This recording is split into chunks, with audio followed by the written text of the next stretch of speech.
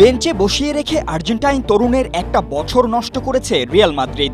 Match খেলার সুযোগ তো সেভাবে পাননি, যে কটি পেয়েছেন সেখানেও ঠেকা কাজে ব্যবহার করার মতো অবস্থা। কখনো ইনজুরির সাবস্টিটিউট তো কখনো বা আবার ম্যাচের শেষ মুহূর্তে কাজে লাগানো। পুরো মৌসুমে মাত্র ৩৫ ম্যাচে ৩ গোল করে হতাশাজনক পারফরম্যান্সে সুযোগ হারিয়েছিলেন বিশ্বকাপ দলে যোগ দেওয়ারও। তাই তো এক মৌসুম পরই লোনে ইতালিয়ান ক্লাব ফ্লোরেন্টিনাতে যোগ দিয়ে ফ্র্যাঙ্কো মাস্তান্তুওনো বললেন, রিয়াল মাদ্রিদে সময়টা অনেক কঠিন কেটেছে।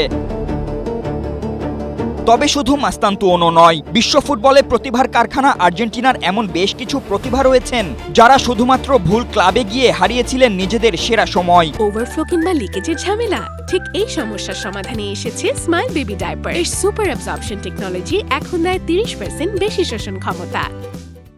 যাদের মধ্যে শুরুতেই আসে হুয়ান রোমান রিকেলমের নাম। ক্লাসিক্যাল নাম্বার 10 হিসেবে পরিচিত এই প্রতিভাকে 2002 সালে বার্সেলোনায় লুইস ভ্যান গাল দিনের পর দিন বেঞ্চে রেখেছেন, যে কারণে পরের মৌসুমেই তিনি ভিলারিয়ালে চলে যান। পরে সেখানে রিকেলমে 35 ম্যাচে 15 গোল করেন এবং ক্লাবকে লিগে ঐতিহাসিক তৃতীয় স্থানে নিতে বড় ভূমিকা রাখেন।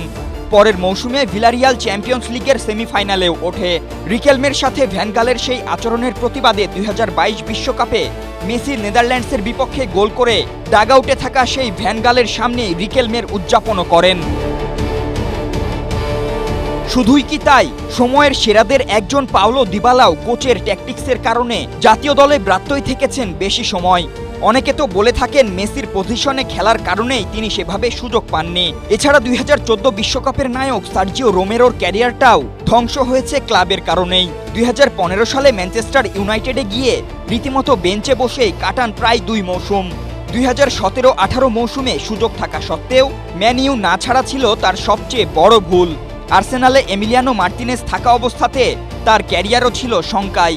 তবে সময় মতো অ্যাস্টন ভিলায় গিয়ে পারফর্ম করে জাতীয় দলে সুযোগ পেয়ে চমক দেখিয়েছিলেন বলেই হয়তো আজ তিনি ভালো অবস্থায়। এছাড়া Fernando Gago, Javier Pastore, Eric লামেলার মতো প্রতিভারা চোটের কারণে হারিয়েছেন নিজেদের ক্যারিয়ারের সেরা সময়টা। ফুটবলে একটা কথা প্রচলিত আছে যে অমুক খেলোয়াড় তার প্রতিভার প্রতি সুবিচার করতে পারেনি। ঠিক এমনটাই ঘটেছে আর্জেন্টিনার এই খেলোয়াড়দের সাথেও। অথচ আরেকটু ভালো ক্লাব ম্যানেজমেন্ট কিংবা কোচের কৌশল আলাদা হলে তাদের গল্পটা হয়তো অন্যরকম হতে পারত।